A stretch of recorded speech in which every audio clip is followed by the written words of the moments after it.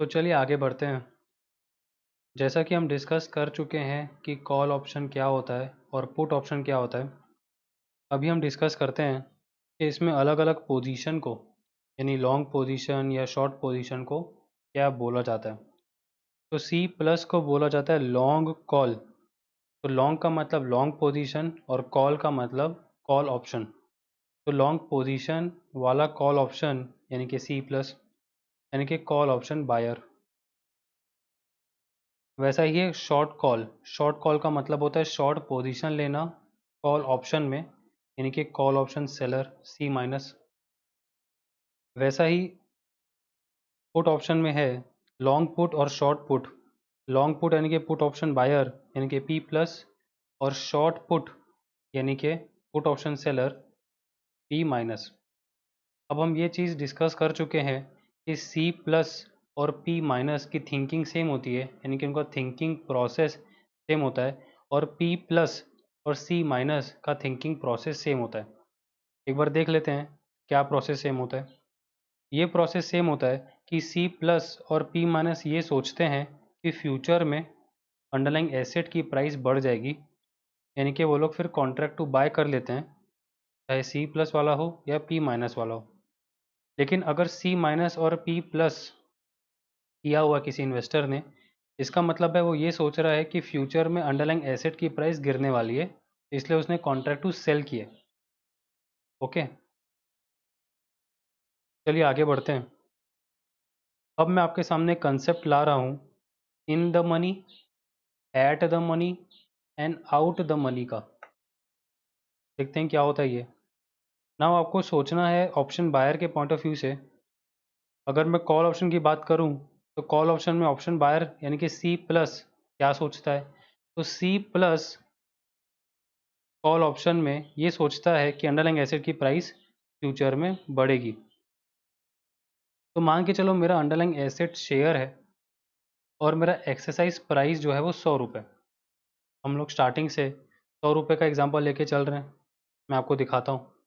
देखो, जब हमने पुट ऑप्शन भी डिस्कस किया था तब भी मैंने एक्सरसाइज प्राइस 100 रुपये ली थी, और जब मैंने कॉल ऑप्शन डिस्कस किया था तब भी मैंने एक्सरसाइज प्राइस 100 रुपये लेके चली थी। तो मेरी एक्सरसाइज प्राइस भले 100 रुपये है, मेरी शेयर प्राइस बढ़ भी सकती है, घट भी सकती है, क्योंकि शेयर यानी कि अंडरलाइंग एसेट शेयर मार्केट में ट्रेड होता है और वो फ्लक्चुएट होता रहता है। तो 3 केसेस डिस्कस करते हैं। पहला केस ये है कि आपका एक्सरसाइज प्राइस अगर 100 रुपये है और शेयर का प्राइस उसके ऊपर चल रहा है या उसके ऊपर ट्रेड हो रहा है। When share price is more than 100, तब कॉल ऑप्शन को कहा जाता है कि call option in the money है, यानी कि ऑप्शन बायर के फ़ायदे की बात चल रही है। ऑप्शन बायर को तभी फ़ायदा होता है जब अंडरलाइंग एसेट यानी कि शेयर की price is more than exercise price, क्योंकि वो ये सोच के बैठा है कि वो नीचे दाम में खरीदेगा, ऊंचे दाम में बेच देगा। तो कॉल ऑप्शन में जब share price is more than exercise price, हमारे केस में share price is more than 100, then in the money option कहलाता है।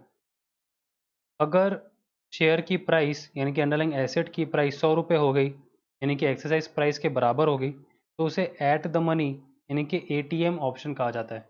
ऐसे केस में ऑप्शन बायर को ना तो कोई फ़ायदा है ना तो कोई नुकसान है, लेकिन अगर ऐसे ही चलता रहा तो उसको नुकसान हो जाएगा प्रीमियम अमाउंट का, जो वो ऑलरेडी पे कर चुका है। ठीक है। और तीसरा केस है जहाँ पे उसको नुकसान एक्चुअली में दिख रहा होगा, यानी कि अंडरलाइंग एसेट की प्राइस यानी कि शेयर की प्राइस इज लेस देन 100, यानी कि वो जैसा सोच रहा था वैसा नहीं हुआ, यानी कि अंडरलाइंग एसेट की प्राइस 100 रुपये के ऊपर नहीं गई, वो उसके नीचे चली गई। तो नीचे चली गई तो उसको बोलेंगे out the money OTM option. तो इन द मनी ऑप्शन का मतलब है, अगर कॉल ऑप्शन की बात चल रही है तो कॉल ऑप्शन बायर के फ़ायदे की बात चल रही है, यानी कि share price is more than exercise price. अगर एट द मनी ऑप्शन है तो share price is equal to exercise price. लेकिन अगर कॉल ऑप्शन बायर के फ़ायदे की बात नहीं चल रही, उसके नुकसान की बात चल रही है, यानी कि ओटीएम ऑप्शन यानी कि आउट द मनी ऑप्शन, यानी कि शेयर प्राइस यानी कि अंडरलाइंग एसेट की price is less than exercise price. अब पुट ऑप्शन की बात कर लेते हैं। पुट ऑप्शन बायर यानी कि कौन होता है, यानी कि पी प्लस वाला होता है। पी प्लस वाला क्या सोचता है? पी प्लस का थिंकिंग प्रोसेस होता है कि अंडरलाइंग एसेट की प्राइस गिर जाए, क्योंकि उसने कॉन्ट्रैक्ट टू सेल करके रखा है। तो वो क्या करेगा, ऊंचे दाम में सेल कर देगा क्योंकि कॉन्ट्रैक्ट किया हुआ है, और नीचे दाम में मार्केट से परचेस कर लेगा। तो नीचे दाम में परचेस करना, ऊंचे दाम में बेच देना, प्रॉफिट कमा लेना। तो पी प्लस वाला ये सोच रहा है कि अंडरलाइंग एसेट की प्राइस गिर जाएगी, मतलब वो चाहता है कि अंडरलाइंग एसेट की प्राइस जो है वो एक्सरसाइज प्राइस के नीचे चले जाए। यानी कि जब अंडरलाइंग एसेट के शेयर की प्राइस 100 रुपये के नीचे चली जाएगी, तब वो कहेगा कि ये इन द मनी ऑप्शन है। अगर ऊपर चली गई शेयर की प्राइस 100 रुपये से, यानी एक्सरसाइज प्राइस से, तो उसके लिए वो आउट द मनी ऑप्शन हो जाएगा। और अगर वो 100 रुपये के बराबर हो गई तो वो एट द मनी ऑप्शन कहलाएगा। तो ये हो गया पुट ऑप्शन में इन the money, eight the money, out the money. और ये है कॉल ऑप्शन में इन the money ITM, eight the money ATM और आउट द मनी ओटीएम। अब इसको सरल भाषा में याद करने के लिए मैंने एक एग्जांपल लिया है, और एक तरह से जो मैंने अभी आपको समझाया इन the money, out the money और एट द मनी का समरी आपके सामने रखा है कि शेयर प्राइस अगर 120 रुपये हो गई कोई भी दिन, यानी कि टी इजिकल टू ज़ीरो से लेकर के टी इजिकल टू मैच्योरिटी तक, पूरे के पूरे मान के चलो 3 महीने का कॉन्ट्रैक्ट है, तो 3 महीनों में सारे दिनों में एट द मनी भी निकल सकता है, इन द मनी भी निकल सकता है और आउट द मनी भी निकल सकता है।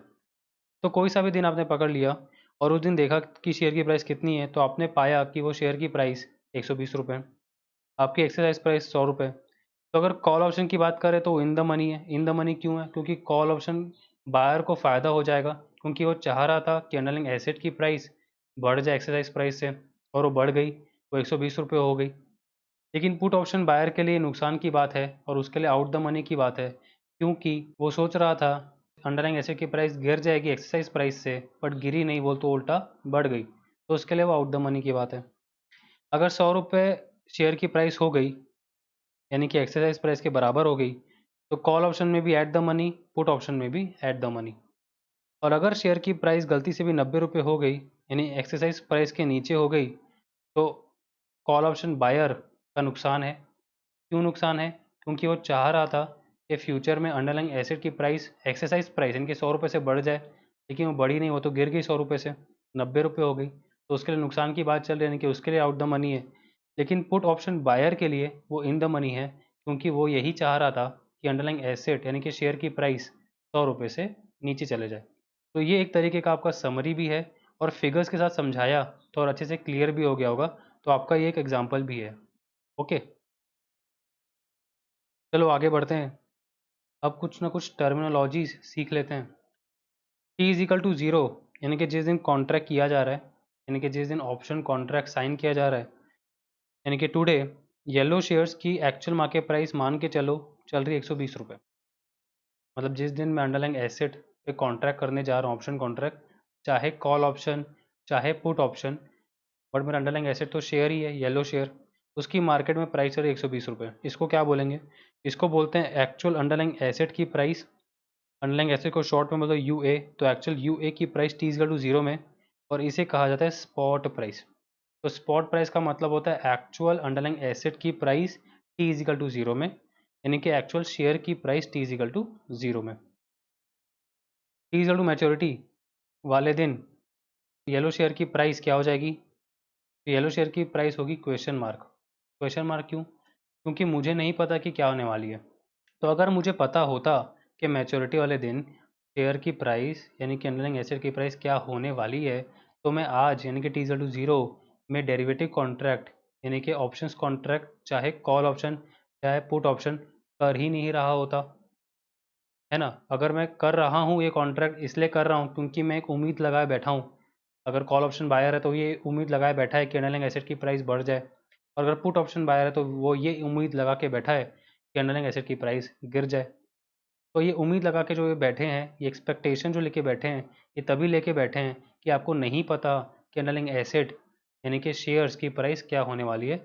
इसलिए मैंने मैच्योरिटी के टाइम क्वेश्चन मार्क बनाया हुआ है। इसे हम कहते हैं एक्चुअल यूए की price T equal to maturity. तो actual UA price T equal to zero, actual UA price T equal to maturity. Now derivative है हमारा options contract. To avoid confusion let's discuss. Options contract में student को बहुत ज़्यादा confusions होता है, क्योंकि वो लोग जो टर्मिनोलॉजीज़ है उसको अच्छे से समझ नहीं पाते। मैं यहाँ पे एक एक टर्मिनोलॉजी का बहुत डिटेल में एनालिसिस करने वाला हूँ, तो आने वाला जो डिस्कशन है उसे प्लीज़ ध्यान से सुनिएगा और देखिएगा। मान के चलो शेयर मार्केट है, तो मार्केट में अलग अलग तरह के कोट्स चलते रहते हैं। For example T is equal to zero में कोई येलो शेयर है और येलो शेयर एबीसी कंपनी का है, तो एबीसी कंपनी का शेयर का प्राइस चल रहा है 120 रुपये। तो जो मैंने ऊपर एग्जांपल लिया थोड़ी देर पहले, ये वाला 120 रुपये, उसी को कंटिन्यू कर रहा हूँ कि एबीसी करके कंपनी है, उसके येलो शेयर्स हैं और येलो शेयर का एक शेयर का प्राइस है 120 रुपये। This is subject to change.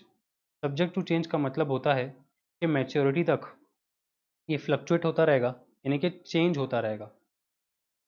इससे बना हुआ डेरिवेटिव कॉन्ट्रैक्ट है option, 3 month option exercise price 100 रुपये पर शेयर।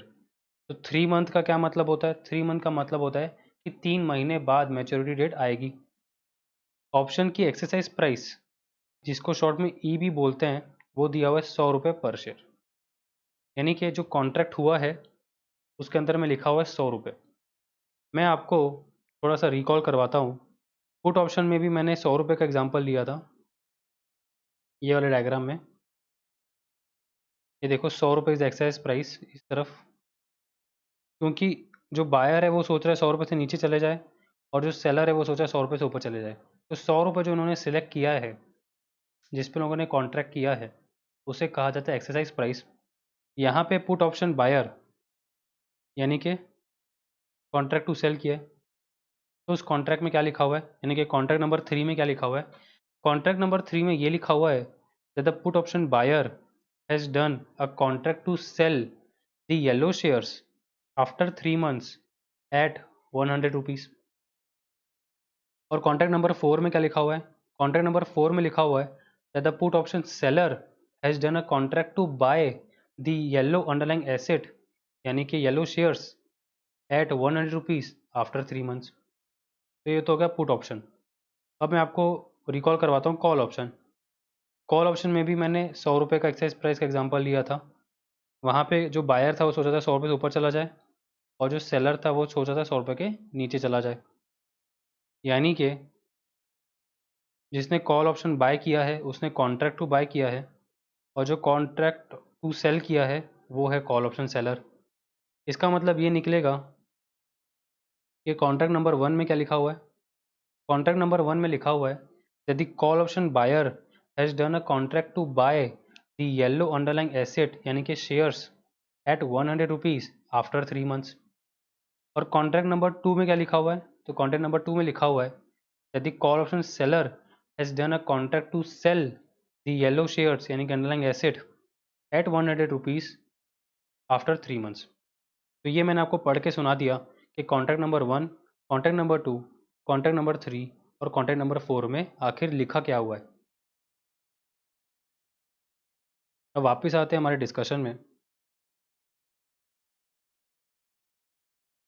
ये एक्साइज प्राइस जो होती है वो क्या होती है? तो जो वो पीस ऑफ पेपर है, चाहे कॉन्ट्रैक्ट नंबर 1 हो, 2 हो, 3 और 4 हो, उसमें जो प्राइस लिखी हुई है एक अंडरलाइंग एसेट की, वो होती है एक्सरसाइज प्राइस, जिसे हम स्ट्राइक प्राइस भी बोलते हैं।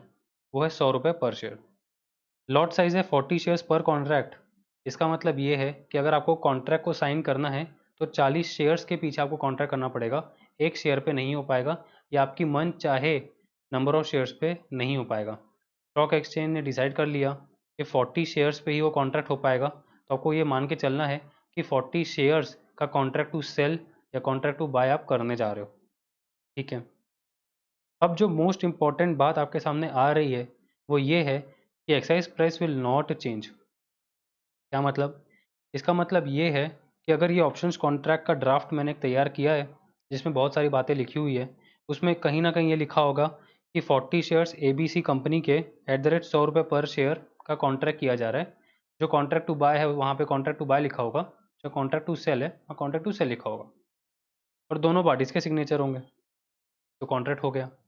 अब ये जो 100 रुपये पर शेयर लिखा हुआ है ना, यानी कि एक्साइज प्राइस जो है, जिसे हम स्ट्राइक प्राइस भी कहते हैं, will never change. It will remain same, that is T is equal to zero में जो ई है वही टी इक्वल टू मैच्योरिटी में भी ई रहेगा। स्टूडेंट को ये बहुत ज़्यादा कन्फ्यूजन इसलिए होता है क्योंकि वो लोग ऑप्शंस को फ्यूचर के साथ कंपेयर करके पढ़ते हैं। फ्यूचर में ऐसा नहीं होता। मतलब फ्यूचर में जो कॉन्ट्रैक्ट में रेट लिखा रहता है, यानी कि फ्यूचर प्राइस लिखी रहती है, वो चेंज होती रहती है। और मैंने आपको फ्यूचर्स कॉन्ट्रैक्ट में वो दिखाया भी था कि उस कॉन्ट्रैक्ट के अंदर में जो प्राइस लिखी हुई है ना, जिसे हम फ्यूचर प्राइस कहते हैं, वो चेंज होती रहती है। बाकी सारी बातें सेम रहेगी, लॉट साइज हो गया, मैच्योरिटी डेट हो गया, एट्सेट्रा। तो बाकी सारी बातें तो सेम रहने वाली है फ्यूचर्स कॉन्ट्रैक्ट में, लेकिन उसके अंदर में जो प्राइस लिखी हुई है वो चेंज होती रहेगी, वो सेम नहीं रहेगी। लेकिन ऑप्शंस कॉन्ट्रैक्ट में ऐसा बिल्कुल भी नहीं है। ऑप्शंस कॉन्ट्रैक्ट में आज ही ध्यान से सुन लो कि उस कॉन्ट्रैक्ट के अंदर में जो प्राइस लिखी हुई है, जिसे हम एक्सरसाइज प्राइस या स्ट्राइक प्राइस कहते हैं, वो कभी चेंज नहीं होगी। वो वही रहेगी मैच्योरिटी तक। तो अगर 3 महीने का कॉन्ट्रैक्ट है और 100 रुपये मेरा एक्सरसाइज प्राइस है, तो 100 रुपये ही रहेगा मैच्योरिटी तक। ये बहुत ही इंपॉर्टेंट ऑब्जर्वेशन है। ये आगे चल के क्वेश्चंस में भी बहुत हेल्प करने वाला है और कंसेप्ट बिल्डिंग में भी बहुत हेल्प करेगा। तो प्लीज़ ध्यान से सुनिएगा। तो मेरा कंक्लूजन ये निकल रहा है कि एक्सरसाइज प्राइस तो चेंज नहीं होगा। चलो, ये तो समझ गए। अब इसके बारे में 2-3 टॉपिक और हैं जो डिस्कस कर लेते हैं कि ऑप्शन कॉन्ट्रैक्ट की जो एक्सरसाइज प्राइस है, वो बनती है exercise price into lot size करके। एक्सरसाइज प्राइस यानी कि रुपीज़ पर अंडरलाइंग एसेट, यानी कि price of one underlying asset. हमारे एग्जांपल में 100 रुपये पर शेयर। तो एक शेयर की एक्सरसाइज प्राइस है 100 रुपये। स्टॉक एक्सचेंज ने बोला कि आपका जो लॉट साइज है वो 40 शेयर्स पर कॉन्ट्रैक्ट है, यानी कि अंडरलाइंग एसेट पर कॉन्ट्रैक्ट, यानी कि number of underlying asset in one contract which is 40 shares पर कॉन्ट्रैक्ट। तो स्टॉक एक्सचेंज ने ये बोला कि अगर आपको एक कॉन्ट्रैक्ट करना है तो 40 शेयर्स का करना पड़ेगा। आपको साइन करना है तो करो, नहीं करना है तो मत करो। ठीक है। तो जब इन दोनों चीज़ों को मल्टीप्लाई किया जाता है, यानी कि एक्साइज प्राइस और लॉट साइज को, यानी कि 100 रुपये पर शेयर इंटू 40 शेयर्स पर कॉन्ट्रैक्ट, तो शेयर और शेयर कट जाता है। आंसर आता है ₹4000 पर contract. What is this ₹4000 per contract? This is the option contract exercise price, which is rupees per contract, which is value of all the underlying asset in one contract. तो इसका मतलब ये निकल रहा है कि एक्सरसाइज प्राइस अलग चीज़ होती है और ऑप्शन कॉन्ट्रैक्ट एक्सरसाइज प्राइस अलग चीज़ होती है। Therefore option contract exercise price is not equal to exercise price. मतलब अगर आपको पूरा कॉन्ट्रैक्ट करना है तो कॉन्ट्रैक्ट 4000 रुपये का है, और अगर आप एक अंडरलाइंग एसेट पे बात कर रहे हो तो एक अंडरलाइंग एसेट की एक्साइज प्राइस है 100 रुपये। तो पूरे के पूरे कॉन्ट्रैक्ट की एक्साइज प्राइस 4000 रुपये है और एक शेयर की प्राइस 100 रुपये। ठीक है। It is only possible, what is possible? तो option contract exercise price is equal to exercise price वो तभी पॉसिबल हो पाएगा जब lot size one underlying asset पर कॉन्ट्रैक्ट होगा। तो अगर अबव एग्जांपल में हम थोड़ा चेंजेस करें, यानी कि एक्साइज प्राइस को 100 रुपये पर शेयर लेके चलें, न्यू लॉट साइज एक शेयर पर कॉन्ट्रैक्ट रखें, तो ऑप्शन कॉन्ट्रैक्ट की एक्साइज प्राइस आएगी 100 रुपये पर शेयर इंटू 1 शेयर पर कॉन्ट्रैक्ट, तो 100 रुपये पर कॉन्ट्रैक्ट। तो अगर आप नोटिस करोगे तो ये आ रहा है 100 रुपये पर कॉन्ट्रैक्ट और ये है 100 रुपये पर शेयर। तो जहाँ पे lot size one underlying asset पर कॉन्ट्रैक्ट, यानी कि 1 शेयर पर कॉन्ट्रैक्ट, यानी कि एक कॉन्ट्रैक्ट के अंदर में एक ही शेयर की बात चल रही है, अगर ऐसा है तो तभी ये पॉसिबल है कि ऑप्शन कॉन्ट्रैक्ट की एक्साइज प्राइस और एक्सेस प्राइस सेम होंगे। ठीक है, चलिए आगे बढ़ते हैं। वेरी वेरी इंपॉर्टेंट डिस्कशन आ रहा है कि आपने ये तो बता दिया कि exercise price towards maturity same रहने वाला है, इनके 100 रुपये t=0 और t= मैच्योरिटी के बीच में बदलेगा नहीं। तो डेरिवेटिव की प्राइस एक्चुअली में होगी क्या? शेयर की प्राइस तो आपने बता दिया 120 रुपये है और आगे चल के बदलती रहेगी, यानी कि फ्लक्चुएट होती रहेगी। लेकिन डेरिवेटिव की जो ट्रेडिंग होती है मार्केट में, यानी कि ऑप्शंस की जो ट्रेडिंग होती है मार्केट में, उसमें वो फ्लक्चुएट होता है। तो अगर एक्साइज प्राइस फ्लक्चुएट नहीं होगा तो क्या फ्लक्चुएट होगा? यानी कि कुल मिला के उस डेरिवेटिव की प्राइस है कितनी, यानी कि ऑप्शन की प्राइस है कितनी, ये बता दो। तो ठीक है, बता देता हूँ। तो प्राइस ऑफ ऑप्शन यानी कि वैल्यू ऑफ ऑप्शन होता है उसका option premium. This is the actual derivative price, this is the actual option price. What is option premium? तो option premium is the amount paid by the option buyer at t=0, चाहे वो call option buyer हो यानी कि C+ करके रखा हो, या पुट ऑप्शन बायर हो P+ करके रखा हो।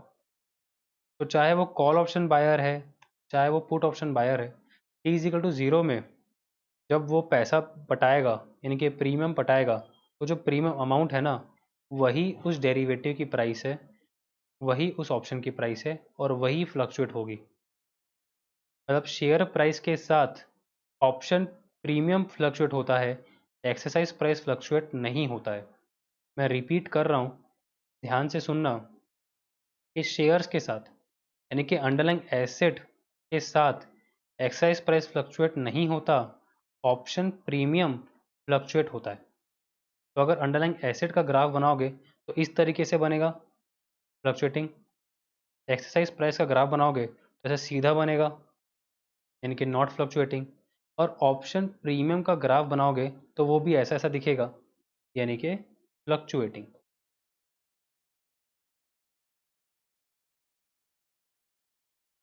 चलिए आगे बढ़ते हैं।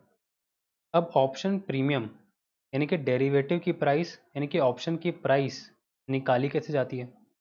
तो ऑप्शन प्रीमियम के दो पार्ट होते हैं, एक होता है इंट्रिंसिक वैल्यू, एक होता है टाइम वैल्यू। ये इंट्रिंसिक वैल्यू जो आप ऑलरेडी इंट्रिंसिक वैल्यू पढ़ चुके हैं उससे थोड़ा अलग है, तो इसको आपको अलग तरीके से डील करना है। इसको आप इक्विटी वैल्यूएशन के साथ या फिर शुड बी प्राइस के साथ यानी कि थ्योरेटिकल प्राइस के साथ लिंक मत करना। दिस इज इंडिपेंडेंट, इसको इंडिपेंडेंट तरीके से ही डील करना। तो इंट्रिंसिक वैल्यू का मतलब है यहाँ पे ऑप्शन प्रीमियम में अगर कॉल ऑप्शन की बात चल रही है तो share price minus exercise price, और पुट ऑप्शन की बात चल रही है तो exercise price minus share price. इसका क्या मतलब है? इसका मतलब ये है कि अगर आप कॉल ऑप्शन में ऑप्शन बायर बन के सोचो, क्योंकि पूरा का पूरा ऑप्शन प्रीमियम किस पे डिपेंड कर रहा है, तो ऑप्शन बायर पे डिपेंड कर रहा है, चाहे कॉल ऑप्शन बायर हो चाहे पुट ऑप्शन बायर हो, क्योंकि वही अपने जेब से पैसा निकालने वाला है। तो अगर आप यहाँ पे इस चीज़ को यानी कि share price minus exercise price को कॉल ऑप्शन बायर बन के सोचो, तो आप ये सोच रहे होगे कि मैंने कॉन्ट्रैक्ट इसलिए किया कि मैं चाह रहा था कि अंडरलाइंग एसेट की प्राइस फ्यूचर में बढ़ जाए, यानी कि 120 रुपये प्राइस अगर हो गई है और एक्साइज प्राइस 100 रुपये है, तो 20 रुपये फ़ायदा दिख रहा है किसको? कॉल ऑप्शन बायर को। तो ये 20 रुपये ही आपका इंट्रेंसिक वैल्यू होगा, which is one of the part of option premium. अब पुट ऑप्शन डिस्कस करते हैं।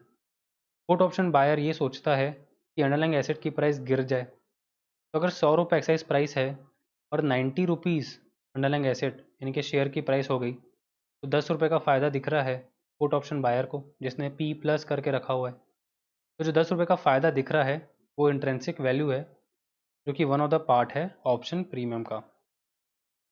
दूसरा पार्ट क्या है सर? दूसरा पार्ट होता है time value.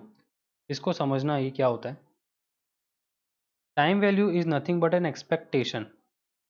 What expectation? The expectation that the share price will become favorable to the option buyer up to maturity date। ये क्या होता है सर? तो समझाता हूँ कि अगर मैं कॉल ऑप्शन बायर हूँ, ठीक है, कॉल ऑप्शन बायर यानी कि सी प्लस यानी कि अंडरलाइंग एसेट यानी कि शेयर की प्राइस बढ़ने का एक्सपेक्टेशन रखा हूँ। T is equal to zero में स्थिति ये है कि एक्साइज प्राइस है 100 रुपये और अंडरलाइंग एसेट की प्राइस है 80 रुपीज़। कब?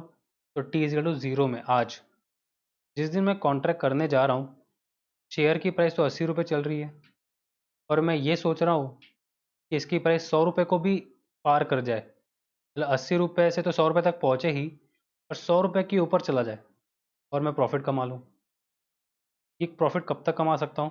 तो मैच्योरिटी डेट तक कमा सकता हूँ। यानी कि मेरी एक्सपेक्टेशन ये है कि आज भले ही अंडरलाइंग एसेट यानी कि शेयर की प्राइस मेरे फेवर में नहीं है, लेकिन मैच्योरिटी तक मेरे फेवर में हो जाएगी। वो तभी हो पाएगा जब इस शेयर की प्राइस 80 रुपये से 100 रुपये पहुँचे और उसके भी ऊपर निकल जाए। ये एक्सपेक्टेशन कब तक है? तो एक्सपेक्टेशन मैच्योरिटी डेट तक है। तो ये जो एक्सपेक्टेशन कॉल ऑप्शन बायर लेके घूमते हैं मार्केट में, इसे कहते हैं टाइम वैल्यू, और ये भी ऑप्शन प्रीमियम का एक पार्ट बन जाता है। इसका मतलब ये निकल रहा है कि जितनी बड़ी मैच्योरिटी पीरियड होगी, मतलब 3 महीने के ऑप्शन कॉन्ट्रैक्ट को कंपेयर करोगे 6 महीने के ऑप्शन कॉन्ट्रैक्ट के साथ, तो आपकी उम्मीद भी 2 गुना हो जाएगी। मतलब जो उम्मीद आप 3 महीने के लिए लगा रहे थे, अब वो 6 महीने की उम्मीद हो जाएगी।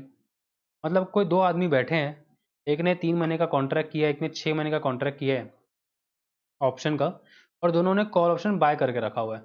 दोनों चाह रहे हैं कि इस शेयर की प्राइस 80 रुपये से बढ़ जाए, 100 रुपये को पार कर जाए। तो 3 महीने वाला बोल रहा है कि मुझे तो उम्मीद है कि 80 रुपये को क्रॉस कर जाएगा और 100 रुपये के ऊपर निकल जाएगा। तो 6 महीने वाला उसको बोलता है कि तुझे तो बस इतना लग रहा है कि 80 रुपये से बढ़ के 100 रुपये हो जाएगा और उससे ऊपर निकल जाएगा।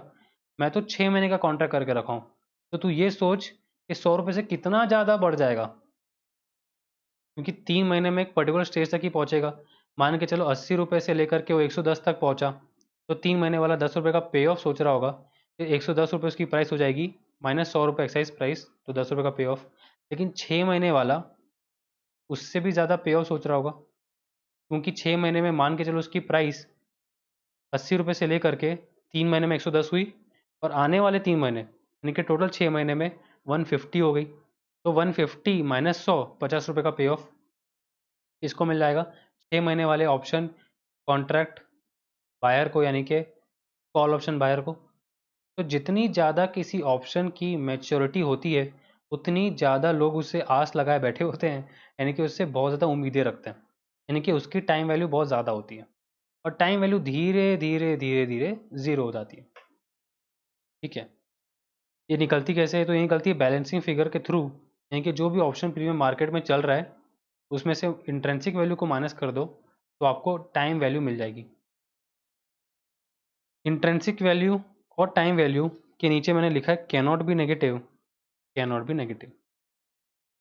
मतलब इंट्रेंसिक वैल्यू कभी भी नेगेटिव नहीं होगा, यानी कि अगर शेयर की प्राइस एक्साइज प्राइस के नीचे चली गई तो हम माइनस इंट्रेंसिक वैल्यू को नहीं लिखेंगे, हम इंट्रेंसिक वैल्यू को ज़ीरो मान लेंगे। लेकिन जब शेयर की प्राइस एक्साइज प्राइस से ज़्यादा होगी, तो जितनी भी ज़्यादा होगी वो हमारा इंट्रेंसिक वैल्यू का फिगर होगा। यानी कि इंट्रेंसिक वैल्यू की मैक्सिमम फिगर कुछ भी हो सकती है, लेकिन मिनिमम फिगर ज़ीरो होगी, ज़ीरो के नीचे नहीं जाएगा। टाइम वैल्यू के साथ भी सेम है कि टाइम वैल्यू भी कभी नेगेटिव नहीं होगा, उसकी मिनिमम वैल्यू ज़ीरो हो सकती है। ठीक है, अभी जितना डिस्कशन किया मैंने इंट्रेंसिक वैल्यू और टाइम वैल्यू का, उसको ग्राफ के थ्रू समझते हैं, जिससे आपको ये क्लियर हो पाएगा कि सिंस अंडरलाइंग एसिड भी फ्लक्चुएट होता है, उससे बना हुआ डेरिवेटिव भी फ्लक्चुएट होता है। ये मैं आपको आगे चल के दिखाऊंगा। So to understand the options better, we will take example of call option. आने वाला जो डिस्कशन है उसमें सिर्फ आपको दिमाग में कॉल ऑप्शन रखना है। कॉल ऑप्शन यानी कि कॉल ऑप्शन बायर और कॉल ऑप्शन सेलर, यानी कि कॉल ऑप्शन बायर वो होता है जो ये सोचता है कि शेयर की प्राइस बढ़ जाए, यानी कि अंडरलाइंग एसिड की प्राइस बढ़ जाए, और कॉल ऑप्शन सेलर यानी कि सी माइनस वाला क्या सोचता है कि अंडरलाइंग एसिड की प्राइस गिर जाए। तो इस बेस को संभाल के रखना आने वाले डिस्कशन में।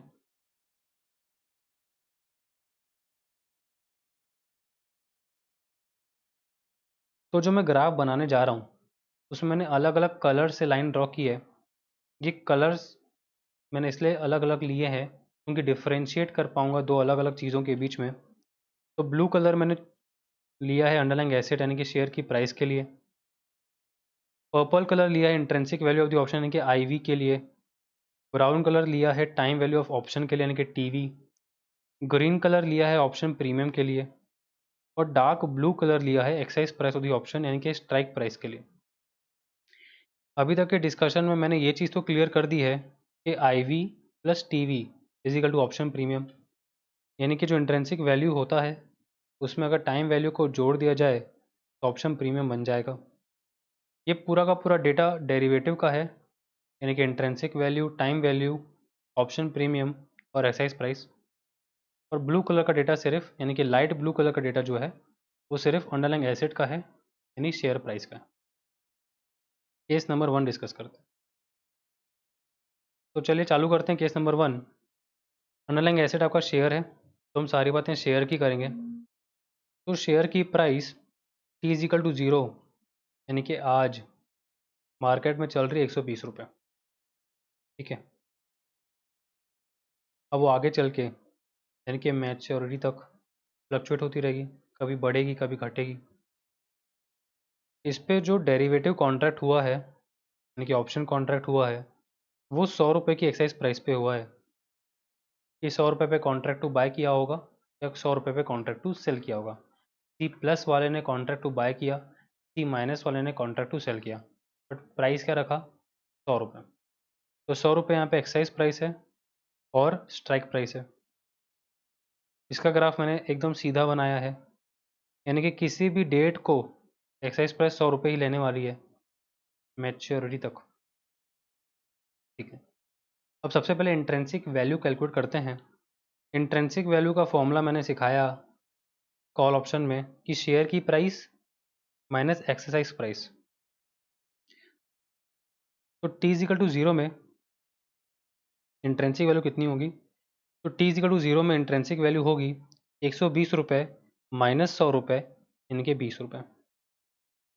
ठीक है, थोड़ा टाइम बीता, अंडरलाइंग एसेट की शेयर की प्राइस 150 हो गई, लेकिन अभी भी एक्साइज प्राइस 100 रुपये ही है।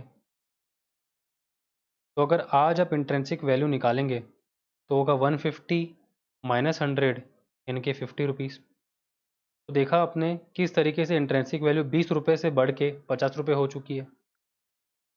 अब थोड़ा और टाइम बीता, शेयर की प्राइस 100 रुपये आ गई, यानी कि एक्साइज प्राइस के बराबर आ गई। तो हमारा इंट्रेंसिक वैल्यू का फिगर 0 हो जाएगा, यानी कि 100 रुपये माइनस 100 रुपये यानी कि 0। ठीक है, फिर थोड़ी और नीचे हो गई, यानी कि 90 रुपीज़ हो गई, लेकिन हमारा एक्साइज प्राइस तो 100 रुपये ही है। मेरा यहाँ पे इंट्रेंसिक वैल्यू 0 ही होगा। ऐसा क्यों? ऐसा इसलिए क्योंकि मैंने आपको बताया कि intrinsic value can not be negative, उसकी वैल्यू कभी भी माइनस नहीं जा सकती, यानी कि 90 माइनस 100 माइनस 10 नहीं होगा, वो 0 पे आके रुक जाएगा। ठीक है, फिर थोड़ा और टाइम बीता और मैच्योरिटी वाले दिन शेयर की प्राइस 130 हो गई। यहाँ पे इंट्रेंसिक वैल्यू क्या रहेगी? तो यहाँ पे इंट्रेंसिक वैल्यू रहेगी 130 माइनस 100 यानी कि 30। तो यहाँ पे अगर आप 2 मिनट के लिए सिर्फ फोकस करें इंट्रेंसिक वैल्यू के ग्राफ पे, तो आपको ये दिखेगा कि उसका भी ग्राफ फ्लक्चुएटिंग है, कभी 20 रुपये था, फिर 50 रुपये हो गया, फिर 2 बार 0 हो गया, फिर कहीं जाके 30 पे रुक गया। तो इंट्रेंसिक वैल्यू का ग्राफ फ्लक्चुएटिंग होता है। ठीक है, आगे डिस्कस करते हैं कि इंट्रेंसिक वैल्यू तो समझ में आ गई कि क्या होती है और उसका ग्राफ कैसा होता है। अब टाइम वैल्यू डिस्कस करते हैं। मान के चलो t0 में टाइम वैल्यू थी 15 रुपये। अब ये धीरे धीरे धीरे 0 हो जाएगी, क्योंकि जितना टाइम कम बचेगा मेरी एक्सपेक्टेशन भी कम बचेगी। मैं फिर से रिपीट कर रहा हूँ, जितना टाइम कम बचेगा मैच्योरिटी पीरियड तक पहुँचने में, उतनी मेरी एक्सपेक्टेशन भी कम होती जाएगी। ऑब्वियस सी बात है, मैं अपने फेवर की बात जो सोच रहा हूँ वो एक पर्टिकुलर लिमिटेड पीरियड में सोच रहा हूँ, तो जितना मेरा लिमिटेड पीरियड कम होता जाएगा मेरी एक्सपेक्टेशन उस शेयर से कम होती जाएगी और एंड में जाके 0 हो जाएगी। 0 हो जाएगी मतलब अब कुछ नहीं हो सकता, मैच्योरिटी डेट आ गई, तो कोई टाइम ही नहीं बचा, तो किस बात की होप रखना, तो वो 0 हो जाती है।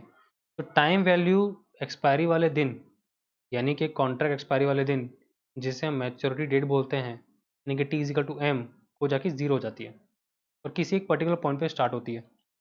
हमारे एग्जांपल में 15 पे स्टार्ट हुई और धीरे धीरे कम होती गई। ठीक है, अब इसी दिन यानी कि टी इजिकल टू 0 में ऑप्शन प्रीमियम कितना होगा, यानी कि कॉल ऑप्शन बायर को देना कितना होगा प्रीमियम, उसको देना होगा 20 रुपये प्लस 15 रुपये, यानी कि 35 रुपये। यानी कॉल ऑप्शन बायर को उस ऑप्शन में कॉन्ट्रैक्ट टू बाय करना है, यानी कॉल ऑप्शन बायर को अगर ऑप्शन बाय करना है तो उसे स्टॉक एक्सचेंज को 35 रुपये पटाने पड़ेंगे और स्टॉक एक्सचेंज 35 रुपये कॉल ऑप्शन सेलर को पहुंचा देगा। तो ये t0 में जो पैसा मेरे जेब से गया वो 35 रुपये है। वो कैसे आया? तो आया 20 रुपीज़ प्लस 15 रुपीज़।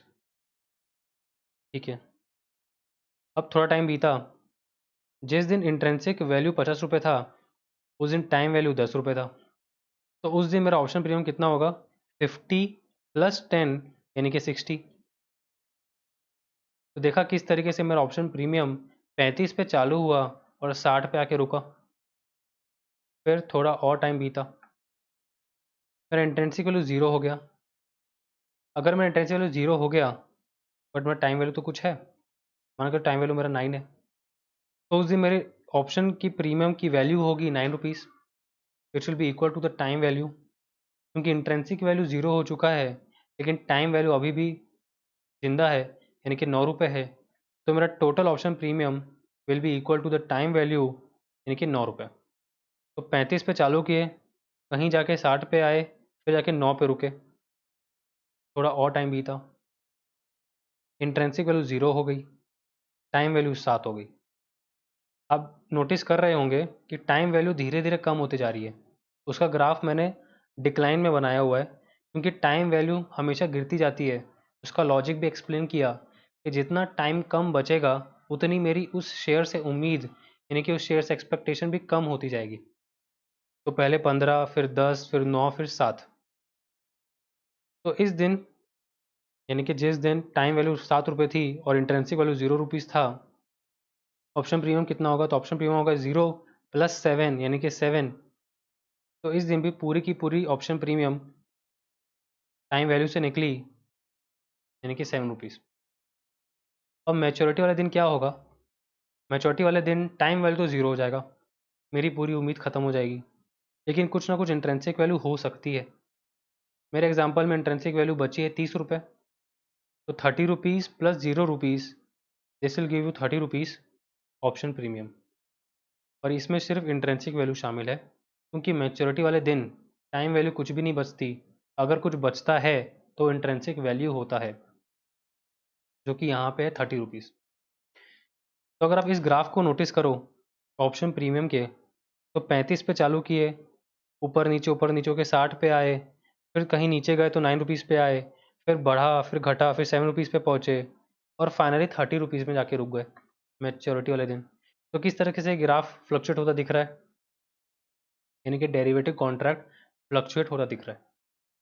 यही चीज़ मैं आपको एक्सप्लेन कर रहा था कि आपका अंडरलाइंग एसेट का जो ग्राफ है, यानी कि ये ब्लू वाला जो फ्लक्चुएट होता है, उसी के साथ आपका ऑप्शन प्रीमियम का ग्राफ यानी कि डेरिवेटिव कॉन्ट्रैक्ट का भी ग्राफ फ्लक्चुएट होता है। और इस फ्लक्चुएशन के कारण ही जो स्टॉक एक्सचेंज है वो रीप्राइसिंग कर पाता है, यानी कि मार्क टू मार्केट कर पाता है, यानी कि notional profit notional loss calculate कर पाता है। ठीक है, अब केस नंबर 1 में जो हमने अभी डिस्कस किया, उसमें हम लोग इन the money, out the money और एट द मनी को लिंक करते हैं। तो पहले मैं रिवाइज करवा लूँ कि इन the money, out the money क्या होता है और एट द मनी क्या होता है कॉल ऑप्शन में। तो in the money call option में तब होता है जब शेयर की price is more than exercise price. At the money तब होता है जब शेयर की price is equal to exercise price. और आउट द मनी तब होगा जब शेयर की price is less than exercise price. ठीक है,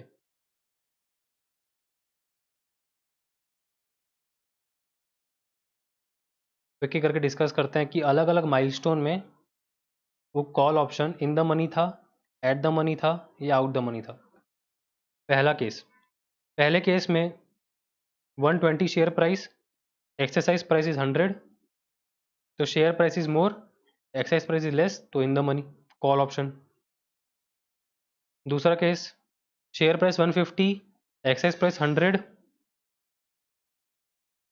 यानी कि share price is more than exercise price, तो इन द मनी। तो शेयर प्राइस इज 100 रुपये, एक्सरसाइज प्राइस इज 100 रुपये, दोनों बराबर, यानी कि एट द मनी, यानी कि यहाँ पे एट द मनी। उसके बाद share price is 90, exercise price is 100, यानी कि शेयर प्राइस कम है एक्सरसाइज प्राइस से, यानी कि आउट द मनी यहाँ पे। और लास्ट में यानी कि मैच्योरिटी वाले दिन शेयर प्राइस 130, एक्सरसाइज प्राइस 100, यानी कि share price is more than exercise price, यानी कि स्ट्राइक प्राइस, तो इन द मनी। तो इस तरीके से अलग अलग डेट्स यानी कि अप टू मैच्योरिटी डेट तक जो कॉल ऑप्शन है वो इन द मनी भी हो सकता है, एट द मनी भी हो सकता है, आउट द मनी हो सकता है, चेंज होता रहता है। ये था हमारा केस 1। सेम इसी ग्राफ के साथ केस 2 डिस्कस करते हैं with only one change, and this change is कि शेयर की प्राइस 80 रुपये हो गई। अगर शेयर की प्राइस 80 रुपये हो गई तो क्या होगा? तो कॉल ऑप्शन लैप्स हो जाएगा। कॉल ऑप्शन लैप्स इसलिए होगा क्योंकि कॉल ऑप्शन बायर के पास जो राइट है कि वो एक्सरसाइज कर सकता है ऑप्शन, वह ऑप्शन एक्सरसाइज नहीं करेगा क्योंकि उसको लॉस दिख रहा है। उसको लॉस इसलिए दिख रहा है क्योंकि वो चाह रहा था, वो एक्सपेक्टेशन लेके बैठा था कि शेयर की प्राइस 100 रुपये से ऊपर चली जाएगी, लेकिन वो तो नीचे हो गई, 80 रुपये हो गई। तो कॉल ऑप्शन को लैप्स कर देगा, यानी कि कॉन्ट्रैक्ट ऑनर नहीं करेगा। मैच्योरिटी वाले दिन एक्साइज प्राइस तो 100 रुपये थी, उस दिन इंट्रेंसिक वैल्यू कितनी होगी? उस दिन इंट्रेंसिक वैल्यू 0 होगी क्योंकि share price is 80 minus excise price 100 यानी कि -20, बट इंट्रेंसिक वैल्यू नेगेटिव नहीं हो सकता, तो उसकी वैल्यू हो जाएगी 0। टाइम वैल्यू कितनी बचेगी? तो टाइम वैल्यू भी 0 हो जाएगी। क्यों? क्योंकि अभी टाइम नहीं बचा। टाइम नहीं बचा तो कोई होप नहीं बची, तो मेरा ऑप्शन प्रीमियम ही 0 हो जाएगा क्योंकि इंट्रेंसिक वैल्यू भी 0 हो चुका है, टाइम वैल्यू भी 0 हो चुका है। तो इन केस 2 जो लास्ट वाला है, यानी कि टी मैच्योरिटी, वो आउट द मनी हो चुका होगा। आउट द मनी यानी कि share price is less than exercise price, यानी कि 80 rupees is less than 100 rupees. तो कॉल ऑप्शन मेरा आउट द मनी है। ठीक है, तो to conclude, T is equal to maturity में 3 अलग अलग केस हो सकते हैं, कॉल ऑप्शन और पुट ऑप्शन के। यानी कि अगर call and put option in the money है, ठीक है, यानी कि कॉल ऑप्शन बायर के फेवर में है या पुट ऑप्शन बायर के फेवर में है, तो ऑप्शन की प्रीमियम की वैल्यू पॉजिटिव रहेगी। ऐसा इसलिए क्योंकि कुछ ना कुछ इंट्रेंसिक वैल्यू रहेगा उस दिन, लेकिन टाइम वैल्यू कुछ भी नहीं रहेगा। अगर call and put option eight the money है टी टू मैच्योरिटी में, यानी कि शेयर की प्राइस और ऑप्शन की प्राइस सेम है, तो option premium value will be 0 because intrinsic value कुछ नहीं बचेगी। क्यों नहीं बचेगी? क्योंकि intrinsic value is nothing but share price minus excise price call option में, तो सिर्फ दोनों बराबर हैं, तो यहाँ पे 0 आ जाएगा। और पुट ऑप्शन पे आप गैस कर सकते हैं कि वो भी इंट्रेंसिक वैल्यू 0 हो जाएगी, क्योंकि excise price minus share price करोगे अगर आप, तो भी 0 होगा क्योंकि दोनों बराबर है। तो अगर एट द मनी की बात चल रही है, चाहे पुट ऑप्शन चाहे कॉल ऑप्शन, इंट्रेंसिक वैल्यू तो 0 होने वाली है।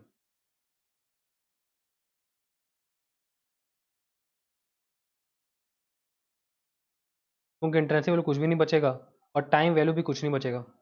मैंने यहाँ पे जो डिस्कशन किया है एग्जाम्पल को लेके, वो कॉल ऑप्शन का किया है, लेकिन पुट ऑप्शन में भी ये जो मैंने अभी कंक्लूजन निकाला है वो एप्लीकेबल है। अब आउट द मनी की बात करते हैं। आउट द मनी का मतलब कॉल ऑप्शन बायर के नुकसान की बात चल रही है और पुट ऑप्शन बायर के भी नुकसान की बात चल रही है। अगर दोनों के नुकसान की बात चल रही है तो उस दिन इंट्रेंसिक वैल्यू 0 होगा, ठीक है, और टाइम वैल्यू तो 0 होता ही है, तो ऑप्शन प्रीमियम की वैल्यू भी 0 हो सकती है।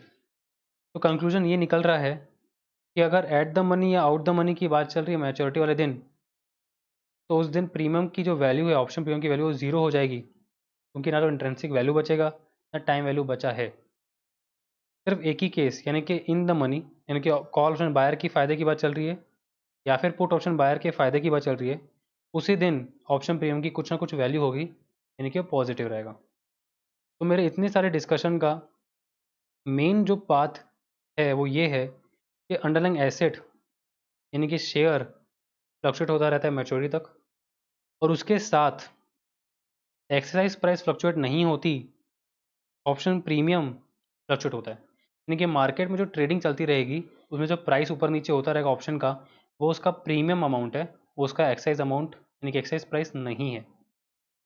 ठीक है,